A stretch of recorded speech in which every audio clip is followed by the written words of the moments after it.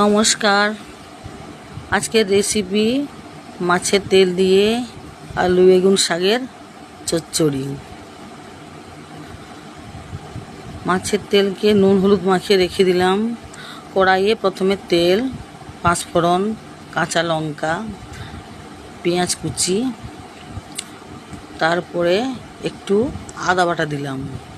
মশলাটা কষা হয়ে গেলে তার উপরেই মাছের তেলটা দিয়ে দিলাম। ভালো করে কষে নিলাম।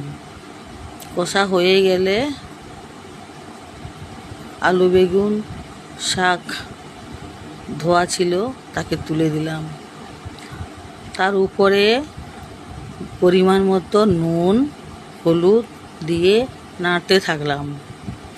নাড়তে নাড়তে সিদ্ধ হয়ে এলো। কোনো জল দিতে হয়নি, ও শাক ধোয়ার জলেই সিদ্ধ হয়ে গেছে। দেখুন, খুব সুন্দর দেখাচ্ছে।